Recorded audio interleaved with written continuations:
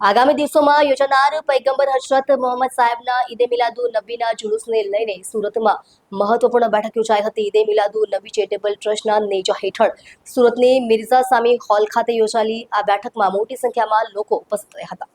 બેઠક દરમિયાન ઉલમાએ દિને ઉપસ્થિત લોકોને ઈદે મિલાદુન નબીના જુલુસ અંગે જરૂરી માર્ગદર્શન આપ્યું હતું। જુલુસને શાંતિપૂર્ણ, વ્યવસ્થિત અને ભવ્ય રીતે યોજવા સાથે ધાર્મિક શિસ્ત જાળવવા અંગે પણ માર્ગદર્શન આપવામાં આવ્યું હતું। આ ઉપરાંત જુલુસ દરમિયાન નિયાઝ લાવનાર લોકો માટે ખાસ અપીલ કરવામાં આવી હતી। નિયાઝના નામે જંક ફૂડ અથવા રેડીમેડ પડીકા લાવવાના બદલે સ્વચ્છ, પૌષ્ટિક અને યોગ્ય ખાદ્ય સામગ્રી લાવવા જણાવાયું હતું। નિયાઝનો હેતુ માત્ર વિતરણ નહીં પરંતુ લોકો સુધી પ્રેમ, ભાઈચારો અને સેવા પહોંચાડવાનો છે તે અંગે પણ ભાર મુકાયો હતો। ખાસ કરીને જુલુસમાં મહિલાઓ નહીં નીકળે તેવી અપીલ કરવામાં આવી હતી। આ બેઠકમાં ઈદે મિલાદુન નબીના જુલુસને વધુ સુંદર, શિસ્તબદ્ધ અને યાદગાર બનાવવા માટે સૌના સહયોગની અપીલ કરવામાં આવી હતી।